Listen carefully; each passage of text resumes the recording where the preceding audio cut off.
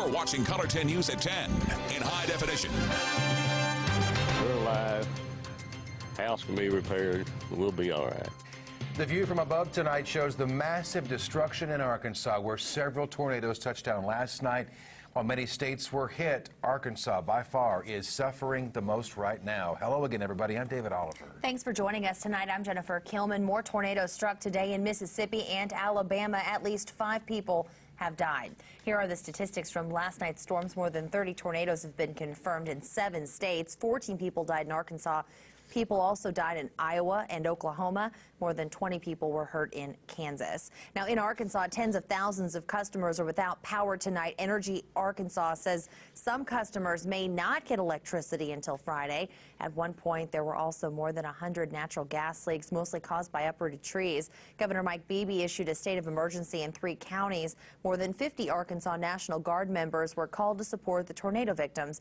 We'll have a live update from Arkansas in just a few minutes. Want to show you first, though, the damage in Quapaw, Oklahoma. Of course, that's very close to Joplin. The man that died there was a 68-year-old from Baxter Springs, Kansas. Now, he was traveling through Quapaw when the weather hit and he pulled into a parking lot. A large concrete wall fell on his vehicle, trapping the man and his wife inside. Now, the man's wife was treated and released, though, from a local hospital. And back in Baxter Springs, about 40% of the city there is without power. The tornado was estimated to be about 3 blocks wide when it hit the city, destroying 60 to 70 homes and 20 to 25 businesses. 17 people stayed in shelters last night due to damage to their homes. Although it wasn't a tornado, there was some storm damage in the Ozarks, too. A storm left its mark in Ava overnight. Matt Lipoli visited there today, where many people were cleaning up. Matt? Jennifer, it was a very busy day in Ava. Many were without power and have a big mess to deal with. But many people we spoke with said even though they spent the day cleaning that mess, their hearts are with our neighbors in Arkansas and elsewhere. They tell us that they're thankful that what was lost in the Ozarks can be replaced. I got roofs from everybody here in the yard. Torn roofs, downed power lines, and scattered debris. That's what a storm left behind here in Ava. It was real noisy. Some pretty strong winds. Residents say, though, they're glad this is the extent of the damage. As far as I know, in our community, there's no one hurt. Crews worked all day to restore power, some of them from city utilities in Springfield. The outage even forced officials to close school. I'm a first-grade teacher, and we've missed a lot of school this year for weather, but we never thought we would have no electricity and be out for that. Jill and Rick Heckendorn spent the day cleaning debris from their damaged shop on the town square. Nearby, many homeowners did the same. Carol Riggs showed us where a piece of wood bore into her home. I've got a sign that come in from one of the lawyers, one of the restaurants. And while many were without power, they weren't without help. I've had a bunch of nice people stop and help pick up stuff. We've had several people stop and ask if they could help. Everybody's pitching in and helping. Yeah. The Douglas County Sheriff's Office also helped with the cleanup effort today. The sheriff tells us he even enlisted the work of some county jail inmates to clear the square. Of course, many people there still have some hard work ahead of them. Wish those folks all the best, too. Jamie, things much calmer at this hour tonight. Yeah, and the damage in Ava, that was due to straight-line winds from a Boeing line of thunderstorms that surged across that part of Douglas County late yesterday evening. As far as the tornadoes, we had a couple of them, and we've already shown you some of the video. That one tornado that hit Baxter Springs, starting in Quapaw in northeast Oklahoma, moving through Baxter Springs in southeast Kansas, and then lifting west of Galena. When they did the survey, they found that based on the damage, there were likely peak winds of about 130 miles per hour. And there was another tornado further north that started in Fort Scott, approached the state line, and then swung back to the north-northwest, ending before it moved east of Pleasanton. That tornado also rated at EF2 with peak winds of around 135 miles per hour. The rest of the area, again, we just saw hail and damaging wind gusts with those storms yesterday afternoon and overnight last night, ending really at about 1 to 2 o'clock early this morning. And then things got active again down south, across the deep south, and we've seen a lot of severe weather across Mississippi, through central Mississippi and northeast Mississippi and northwest Alabama. There have been numerous tornadoes, areas like Vicksburg. There was a tornado that moved through the Brandon area of Mississippi. There was a tornado that impacted areas east of Columbus. The biggest one, I think, probably maybe of the day, but certainly for Mississippi, maybe the one that hit Louisville, southwest of Starkville. And there was also a big tornado that hit Tupelo. Athens in Alabama had a tornado. Chattanooga, looks like maybe a tornado moving through that area. So just a very, very busy afternoon and evening with tornadoes down south. We also had a few tornado reports with some of the activity in western Illinois. Things have gone quiet there, thankfully. And for us here locally, looks like for the rest of the night, skies are just going to be mostly clear with temperatures gradually cooling off. It's in the 50s now in most areas, and we're going to be in the 40s by morning. About 45 to start off the day on Tuesday. I think we wake up to mostly sunny skies, but look for clouds to quickly move into the area from the northwest by lunchtime, and we'll see a rather cloudy afternoon ensuing with a few showers possible, and temperatures will likely top out near 60. Won't get any higher than that with the cloud cover and the showers around, and this cooler weather pattern will be here to stay for a little while before we get back to warmer temperatures later this weekend into this upcoming weekend. We'll have details on what to expect coming up. Jamie, thanks. I want to get you back now to that damage down in Arkansas. Faulkner County received significant damage last night, especially the communities of Valonia and Mayflower. Stephanie Bryant is live in Mayflower right now to show us more about the recovery efforts there. Stephanie? Good evening. Yes, I'm here at the Mayflower High School, and it's become sort of a meeting place for displaced residents. They can come here and get many of the items that they may need, whether it be food, clothing, toiletries, even dog food, just the simplest of things that these families need at this time. There has been a curfew put in place from 7 p.m. to 7 a.m., so they're not allowing any residents in. Many residents were in earlier this afternoon along Highway 365 just to assess the damage and pick up some of their personal belongings. Many of the people that I talked with while they were out there, they were shocked, you know, holding their mouths gaped open when they saw the destruction. You're talking semis turned to their side. You're talking mobile homes gone, trees in half, debris strewn throughout. So the images don't tell half the story as being there, but the people remain positive during it all because they know that they're thankful to be alive. There's many people out in the community helping them. Red Cross is also assisting. Unfortunately, this twister took the lives of 15 people in Arkansas. 2 of those children that we know of, 8 adults here in Faulkner County. So it's really been tough for everyone here, but they're trying to stay positive. Back to you.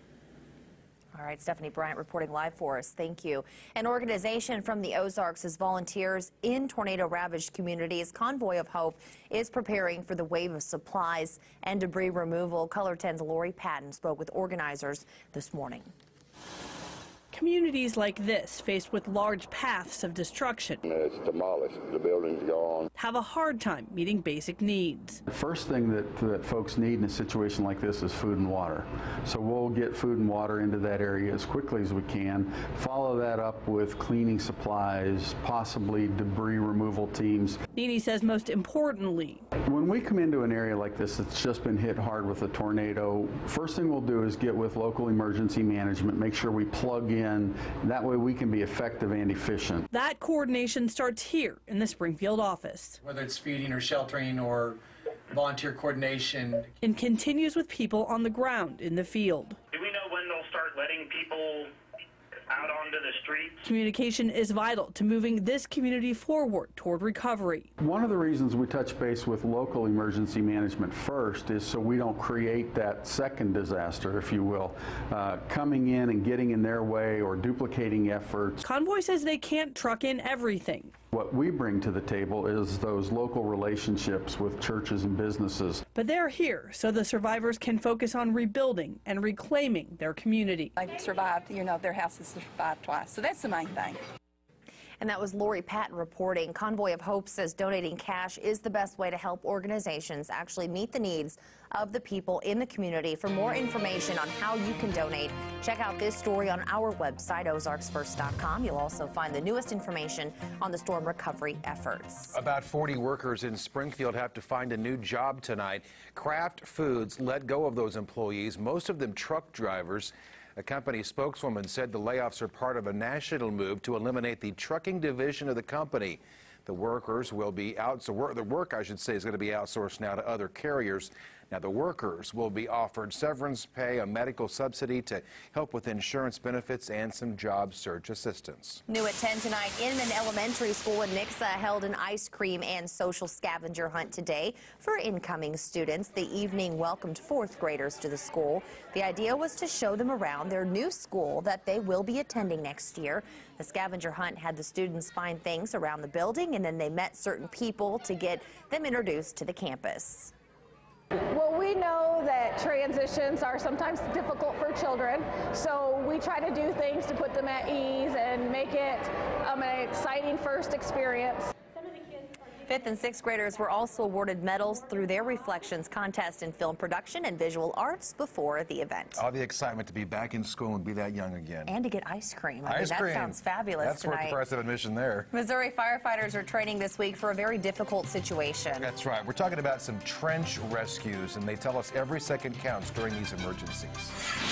They just got in a trench to do a real quick job, and then it wasn't stable and it collapsed on them.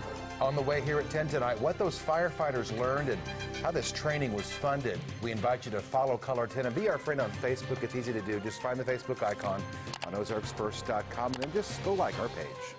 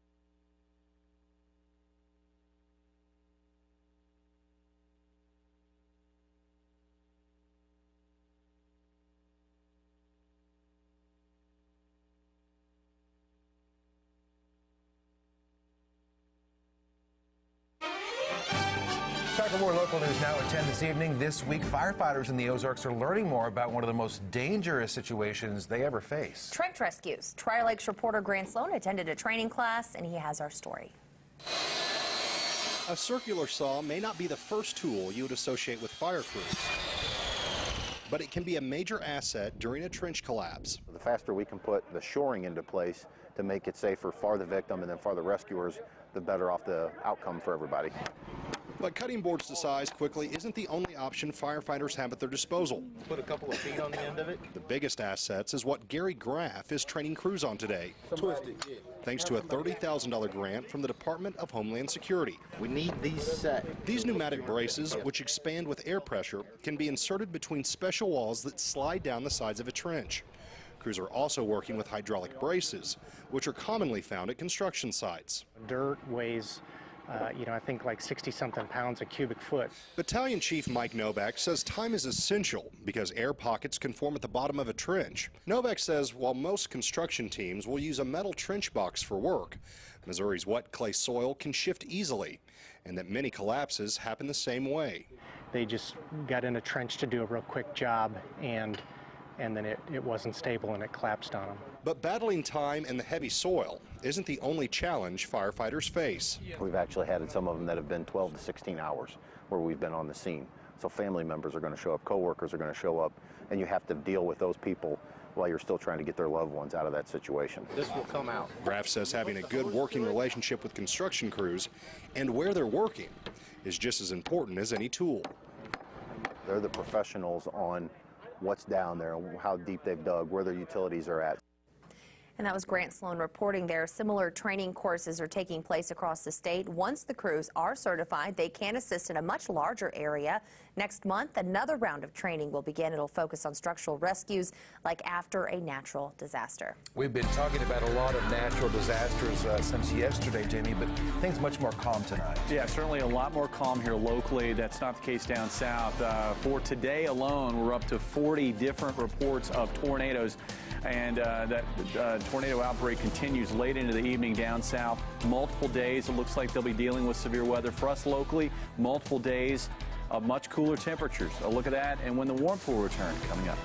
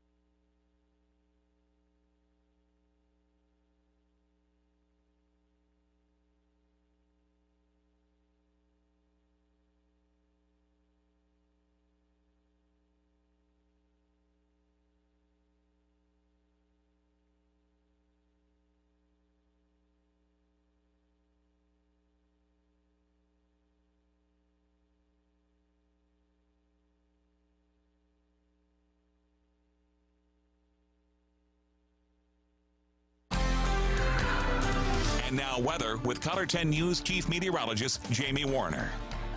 Well, tornadoes still occurring across parts of the Deep South, and I'm sure you've seen video already and pictures come out, and also the damage And I think by tomorrow morning, we're going to see a lot more damage video out of parts of Mississippi and Alabama and possibly Georgia and then Tennessee as well. This is one of the tornadoes that occurred, one of the bigger tornadoes. This is before it actually made its way through Louisville. This in Winston County, Mississippi.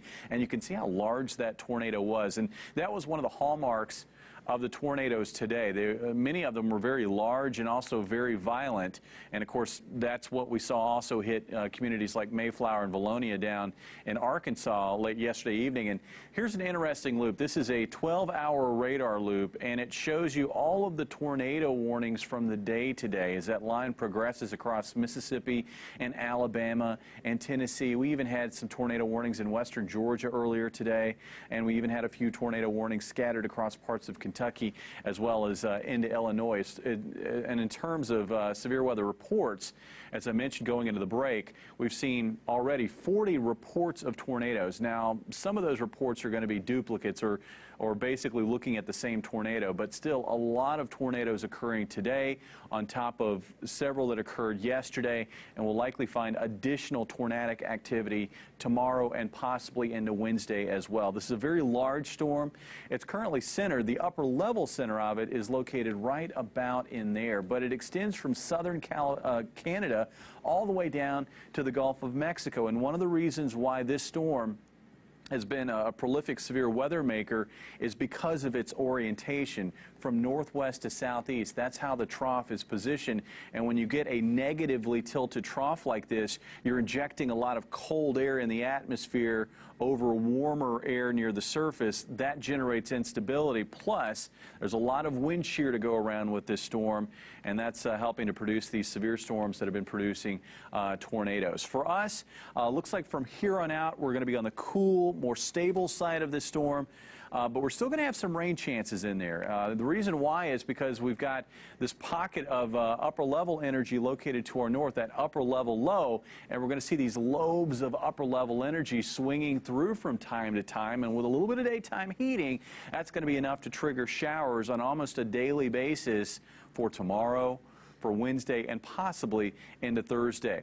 Ahead of the system where we've got that instability, we're going to find episodes of severe weather. More tomorrow, then likely more in the southeast on Wednesday. And at that point, we'll start to wrap up at least the severe weather side of this storm system, thankfully. Let's take it hour by hour. Tonight, the rest of the night looking quiet and dry, mostly clear skies. I think we wake up to sunshine and then watch this deck of clouds come in by lunchtime. It looks like it'll be down to about I-44, if not southeast to I-44 by that point, with showers to follow. And we'll see those light rain showers extending as far south as probably about Highway 60 throughout the afternoon. We lose the daytime heating, the showers fade away, only to return again Wednesday late morning and into the afternoon, especially north of Highway 60. And temperatures will be cool starting tomorrow morning. Jacket weather back, 45 to start off the day. Tomorrow we'll see a high of only 59. Warmer readings to the east and south, but even in these locations we'll find the chill settling in for Wednesday and Thursday. 55 for a high on Wednesday, a morning low of 36 Thursday with a high of 57, morning low of 39 on Friday. And then we start to shake off the cool, about 65 for a high on Friday, and I think highs in the 70s this upcoming weekend, with the potential Sunday and Monday of maybe even sneaking into the low 80s. Ooh, cool mornings though there. Yeah. Next few, yeah. All right, let's get to that Viewers Club number. We got some big news there. 205-297 is tonight's number. Now the jackpot is $100. It's gone down, and the reason why is because we had a winner on Friday, and her name is Donna Hendricks. She's a winner of $1,200. Congrats, Donna. I haven't reached my full potential, you know, and that's pretty scary. Megan Rice is next in sports as Coney Ely talks about the NFL draft. Plus, some breaking news on the Mizzou basketball coaching position. Stick around.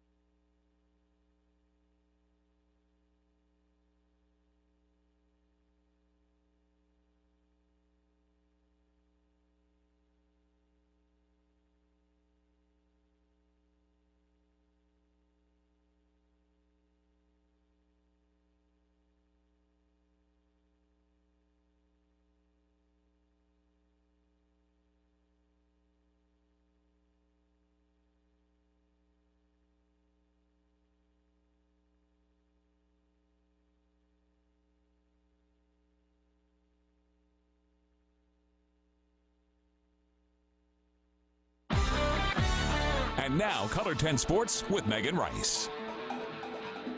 The search is finally over. The Tigers have announced former Central Missouri coach and MU alum Kim Anderson is the new men's basketball coach. The 58-year-old coach led the Central Missouri Mules to a Division II title this year. Anderson was also named the 2014 NABC National Coach of the Year. The Missouri Board of Curators met in a closed meeting this afternoon around 1 p.m. and only a few short hours later, they announced Anderson as the 18th men's basketball coach in school history. Kim played for Coach Norm Stewart and helped Mizzou to its first Big 8 title in 1976. Anderson was named Big 8 Player of the Year back in 1977. He was later then drafted by the Portland Trail Blazers in 1977 and played for the late Dr. Jack Ramsey, who passed away today. So Anderson clearly been taught by some of the best. That helped him to become one of the top 10 winningest coaches in D2 history. Anderson again led the Mules to this year's national title, and he wasn't afraid to show how much the team meant to him. You know, these guys, have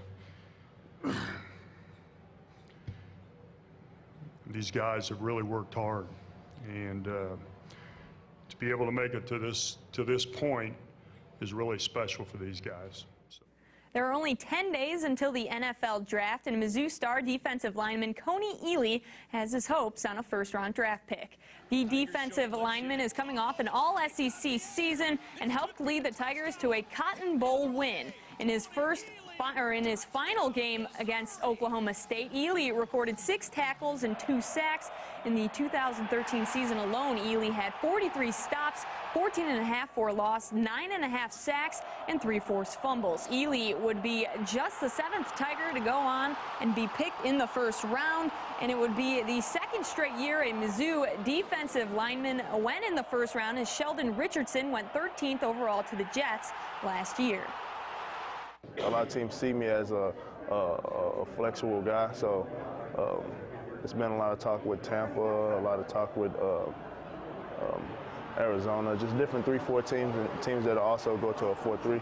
I haven't reached my full potential, you know, and that's pretty scary. And I'm excited, you know, about this process, but I can't wait to get to the first practice.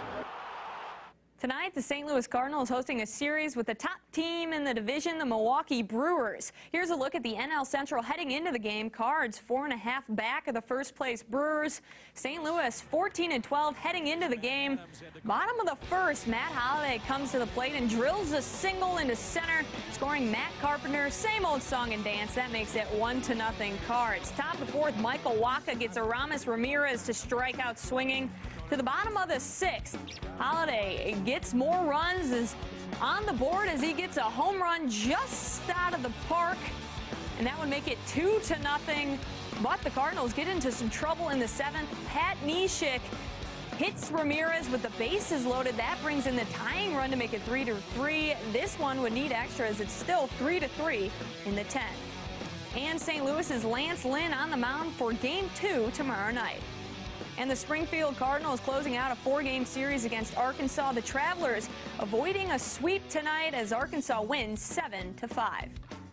And some high school soccer. Catholic hosting Greenwood. Irish drawing first blood as Maggie Toomfew tips it in for the score. Catholic up 1-0. Blue Jays answer right back as an aggressive Courtney Whitlock kicks it to the back of the net. That ties the game at 1. Later, Lydia Holtman connects the long pass to teammate Emma Skornia, who gathers it and scores. Catholic goes on to win easily 8-1. But the big news today, Kim Anderson, a Tiger again. But Mizzou fans are really happy with that, at least from those that are on social media absolutely. that I've been reading all day and night. So, he's an alum, former player, and he won with the Mules, so good to have Norm Stewart's probably happy, too. He is. That was the first person he called, actually. I bet it was. All right, thanks, Megan. We'll be right back.